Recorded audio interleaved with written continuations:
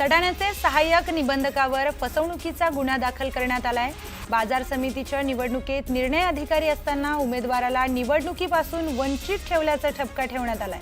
त्यामुळे सहकार क्षेत्रामध्ये खळबळ उडाली आहे। बुलढाणा जिल्ह्यात 20 जिल्हा परिषदेच्या शिक्षकांवर निलंबनाची कारवाई करण्यात आली। शाळेतील पटसंख्या कमी होत असल्याने शिक्षकांवर ही कारवाई करण्यात आली आहे। त्यामुळे बुलढाणा जिल्ह्यात शिक्षण क्षेत्रामध्ये खळबळ उडाली। पंढरपूरमध्ये वाहतूक विभागाकडून बेशिस्त वाहन चालकांवर कारवाई करण्यात येते। दरम्यान भाजपच्या काही कार्यकर्त्यांनी वाहतूक विभागाला कारवाईला विरोध केला। जळगाव शहरात बेशिस्त वाहन चालकांविरोधात वाहतूक पोलिसांची मोठी कारवाई।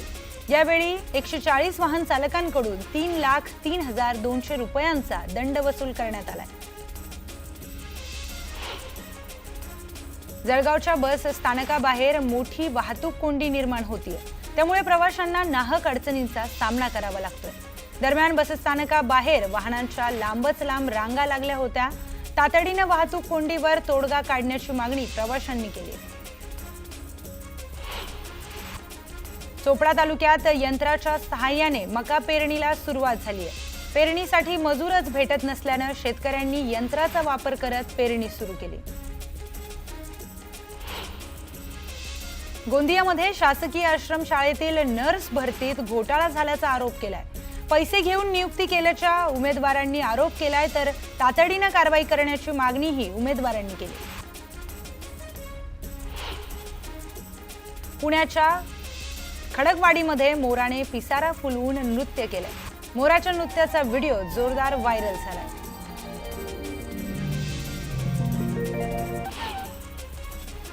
पुण्याच्या खडकवाडीमध्ये 2 बिबट्यांना जेरबंद करण्यात आलंय। नागरिकांवरती हल्ले थांबवण्यासाठी हा निर्णय घेण्यात आलाय। जालना जिल्ह्यात तलवारीनं केक कापणं एका तरुणाला चांगलंच महागात पडलंय। पोलिसांनी तरुणाला ताब्यात घेत गुन्हा दाखल करून त्याला अटक केली आहे। पेंचच्या जंगलातील एका बिबट्याची वाघाच्या हल्ल्यातून वाचवण्यासाठीची धडपड कॅमेऱ्यामध्ये कैद झाली आहे। मध्य प्रदेश पेंचच्या तुरिया गेट जवळील हा व्हिडिओ व्हायरल झालाय। झाडामध्ये बसलेल्या बिबट्यावर लक्ष्मी नावाच्या वाघिणीनं हल्ला केला। बिबट्या एका झाडावरून खालती जमिनीवर उडी मारतो आणि त्यानंतर धावत जीवाच्या आकांताने दुसऱ्या झाडावर चढतो। दरम्यान त्याचा पाठलाग करत लक्ष्मी वाघीण पण त्याच्या मागे झेप घेते आणि झाडावर बऱ्याच वरपर्यंत चढते।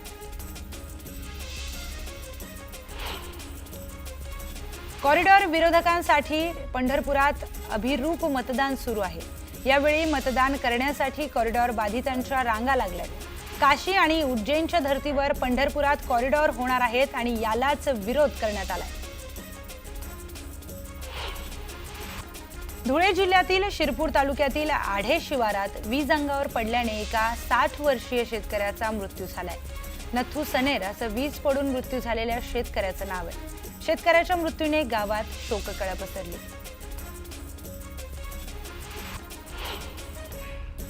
मालेगाव महानगरपालिका प्रशासनातर्फे शहरात अतिक्रमण हटाव मोहीम सुरू करण्यात आली असून या अंतर्गत 5 दिवसांमध्ये शेकडो अतिक्रमणावर बुलडोजर फिरवण्यात आलाय।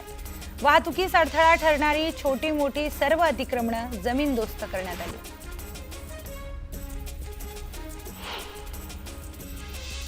सांगलीच्या मिरज तालुक्यातील वडडी येथे ग्रामपंचायतीच्या विकास कामावरून ग्रामपंचायत सदस्यांच्या भावासह दोघांना बेदम मारहाण करण्यात आली आहे। सरपंच गटाच्या कार्यकर्त्यांकडून ही मारहाण करण्यात आल्याचा आरोप जखमींकडून करण्यात येतोय। वाशिम जिल्ह्यातील कारंजा, रिसोड, मंगरुळपीर आणि वाशिम या 4 एसटी आगारातील तसंच राज्यभरातील एसटी आगारातील बसमध्ये अमृत योजनेचा आधार कार्डसह इतर बोगस आधार कार्डतर्फे योजनेचा लाभ घेणाऱ्या प्रवाशांना आता चाप बसलाय। वर्ध्याच्या हिंगणघाट तालुक्यातील 39 गावच्या नागरिकांना भूखंड मिळणार आहे। यावेळी पट्टे वितरणासाठी आमदार राजेश बकाने यांनी पुढाकार घेतला। तिरुपती बालाजी मंदिराप्रमाणेच पंढरपुरात विठ्ठलाचं आता टोकन दर्शन सुरू होणार आहे। 15 जून पासून विठ्ठलाच्या टोकन दर्शनाची प्रायोगिक चाचणी सुरू होणार असून यासाठी पहिल्या दिवशी 1200 लोकांना बुकिंग उपलब्ध करून देण्यात आले. मध्य रेल्वेची वाहतूक ठप्प झाली आहे. एक्सप्रेसचे इंजिन फेल झाल्यानं 2 तासांपासून ही वाहतूक विस्कळीत झाली. उंबरमाळी स्थानकाजवळ कसाऱ्याकडे जाणारी वाहतूक विस्कळीत झाली. जलसंपदा मंत्री राधाकृष्ण विखे पाटील यांनी सहपरिवार लोणी गावचे ग्रामदैवत असलेल्या म्हसोबा महाराजांची पूजा केली आहे. विखेंच्या वाढदिवसाचं औचित्य साधत ग्रामस्थांनी देवाला 14 लाखांचा चांदीचा सुंदर असा पोशाख अर्पण केला.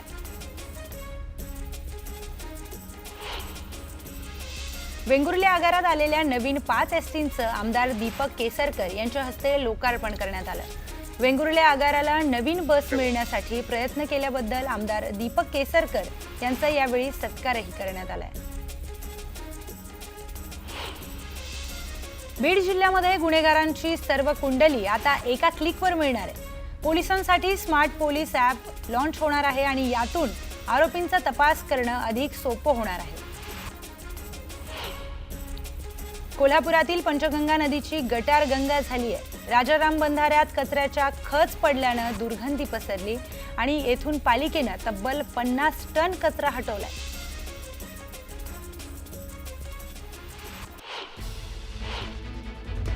तर बच्चू कडूंना उपचारासाठी रुग्णालयात दाखल करण्यात आल्याची माहिती आहे. बच्चू कडू यांच्यासह 23 उपोषणकर्त्यांनाही रुग्णालयात दाखल करण्यात आलंय. 10 कार्यकर्त्यांची प्रकृती खालावल्याची देखील माहिती समोर आली आहे. तर बच्चू कडू यांच्यावर आता अतिदक्षता विभागात उपचार देखील सुरू आहेत. तर बच्चू कडूंना उपचारासाठी रुग्णालयात दाखल केल्याची माहिती समोर आली आहे. बच्चू कडू हे आंदोलन करत असतानाच आजच त्यांनी आंदोलन मागे घेतलं होतं, स्थगित केलं होतं आणि त्यानंतर त्यांना उपचारासाठी रुग्णालयात दाखल केलंय. बच्चू कडू यांच्यासह 23 जणांना देखील रुग्णालयात दाखल करण्यात आलंय.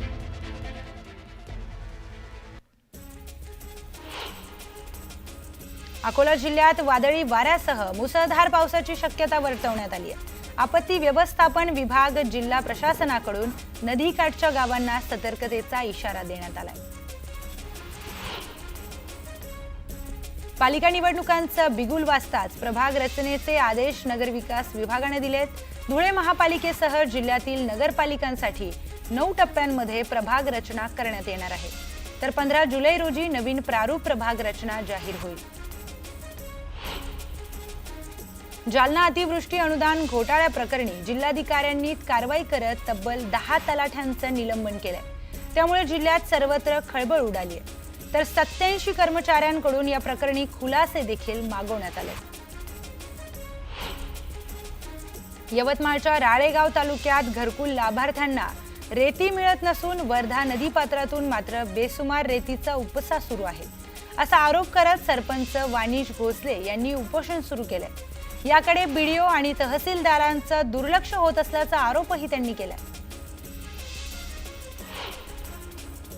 लोणार तालुक्यातील गंधारी गावातील एक धक्कादायक प्रकार समोर आलाय. अडगळीत पडलेल्या एका बंद घरामध्ये 10 गोवंशीय जनावरं मृत अवस्थेत आढळून आल्यानं परिसरात खळबळ उडाली. दुर्गंधी पसरल्यानं ग्रामस्थांनी पाहणी केली असता तेथे सर्व जनावरांचे मृतदेह आढळून आले. या प्रकरणी जनावरांचा मृत्यू नेमका कशामुळे झाला याचा तपास सुरू करण्यात आलाय. पावसाच्या दिवसांमध्ये सामान्यांपर्यंत स्वस्त धान्य योजनेचे धान्य पोहोचत नसल्यानं यंदा सरकारनं पावसाळ्याच्या दिवसात 3 महिन्याचं धान्य एकदाच देण्याची योजना आखली आहे. मात्र या योजनेची माहिती नसल्यानं ही योजना राबवली कशी जाणार, त्यामुळे रेशन दुकानदारांची योजनेचा बट्ट्याबोळ होण्याची शक्यता व्यक्त केली. दौंड तालुक्यातील यवतमधील महावितरणचे कर्मचारी यांनी दाखवलेल्या धाडसाचं सर्वत्र कौतुक होतंय. जोरदार पावसामुळे वीज पुरवठा करणारा खांब तळ्यात कोसळला होता. त्यामुळे संपूर्ण परिसरात वीज पुरवठा खंडित झाला होता. यावेळी तळ्याच्या पाण्यात पोहत जात स्वतः जीव धोक्यात घालून खंडित झालेला वीज पुरवठा सुरळीत केलाय. विक्रोळी पूर्व आणि पश्चिमेला जोडणारा उड्डाणपूल वाहतुकीसाठी खुला होणार आहे. मात्र त्याआधीच शिवसेना शिंदे गटाने फीत कापून या पुलाचं उद्घाटन केलं. विक्रोळी पूर्व आणि पश्चिमेला जोडणारा विक्रोळी उड्डाणपूल आज वाहतुकीसाठी खुला होणार होता. मात्र त्याआधीच शिवसेनेकडून थेट या ब्रिजचं उद्घाटन करण्यात आलं। उल्हासनगरमध्ये एका जिवंत रुग्णाला मृत घोषित करण्यात आल्याचा धक्कादायक प्रकार समोर आलाय। डॉक्टरांनी रुग्ण मृत आहे असं नातेवाईकांना सांगून मृत्यूचा दाखलाही दिला। दरम्यान अंत्यसंस्काराची तयारी सुरू असताना रुग्णाची हालचाल जाणवल्यानं त्यांना रुग्णालयात दाखल करण्यात आलं। उपचारानंतर रुग्ण ठणठणीत बरा झालाय। बोरीवलीमध्ये पोलीस खात्यात नोकरी मिळवून देण्याच्या आमिषातून फसवणूक करण्यात आली। फसवणूक करणाऱ्या पोलीस अधिकाऱ्यांना अटक करण्यात आली आहे। आरोपीच्या साथीदारांकडून पोलिसांकडून त्याचा शोध घेण्यात येतोय। कल्याण पूर्वेतील मलंग रोड परिसरातील हरे कृष्णा धाम इमारतीत कचरा टाकण्यावरून 2 शेजाऱ्यांमध्ये तुफान हाणामारी झाली। ही संपूर्ण घटना सीसीटीव्ही मध्ये कैद झाली आहे। मानपाडा पोलीस ठाण्यात परस्पर गुन्हे दाखल करण्यात आले। भिवंडी शहरातील शांतीनगर परिसरातील एका मोबाईल दुकानात चोरट्यांनी डल्ला टाकत चोरी केली। अज्ञात चोरट्यांनी चोरी केल्याची घटना सीसीटीव्हीत कैद झाली आहे। पुणे सातारा महामार्गावरील कापूर होळ पुलाजवळ भरधाव बसनं मालवाहू कंटेनरला धडक दिल्यानं अपघात झालाय। सुदैवानं यात कुठलीही जीवितहानी झालेली नाही, मात्र बसमधील प्रवासी किरकोळ जखमी झालेत। तर मध्य प्रदेशमधील बालाघाट जिल्ह्यात मोठी चकमक झाली आहे। चकमकीमध्ये सुरक्षा दलाकडून 4 माओवाद्यांचा खात्मा केल्याची माहिती समोर येते। मध्य प्रदेशच्या बालाघाट जिल्ह्यात ही मोठी चकमक झाली असून यामध्ये 4 माओवाद्यांना सुरक्षा दलाने ठार केले। गोंदिया जिल्ह्याच्या सीमेपासून तब्बल 90 किलोमीटर अंतरावर मध्य प्रदेशच्या बालाघाट जिल्ह्याच्या हद्दीत ही चकमक झाली आहे। या संदर्भातील अधिक माहिती जाणून घेऊयात। आपले प्रतिनिधी महेश तिवारी आपल्या सोबत आहेत। महेश, मध्य प्रदेशमधील बालाघाट जिल्ह्यात एक मोठी चकमक झाल्याची माहिती समोर आली आहे, काय अधिकचा तपशील आहे? प्रियंका, हा जो भाग आहे हा ट्राय जंक्शन आहे। महाराष्ट्रापासून 90 किलोमीटर अंतरावर असला तरी माओवाद्यांचा जो एनएमसी झोन आहे, मोठा एक गड आहे माओवाद्यांचा, त्या भागात माओवाद्यांचा एक लोकेशन असल्याची माहिती मिळाली होती। आणि त्यानंतर मध्य प्रदेश पोलिसांचं जे माओवाद विरोधी पथक आहे हा, त्या पोलीस दलाच्या जवानांचं कालपासून या भागात सर्चिंग ऑपरेशन सुरू होतं। आज दुपारच्या सुमारास या भागात त्यांची आणि माओवाद्यांची चकमक झाली आणि या एन्काउंटरमध्ये 4 माओवाद्यांना कंठस्नान घालण्यात यश आलेलं आहे। त्यामध्ये 3 महिला माओवादी आहेत। महत्वाचं म्हणजे त्या ठिकाणी मोठ्या प्रमाणात शस्त्रांचा साठा सुद्धा असल्याची माहिती आहे आणि मृतदेहासह शस्त्रसाठाही पोलिसांनी जप्त केलेला आहे। सर्चिंग ऑपरेशन अजूनही सुरू आहे।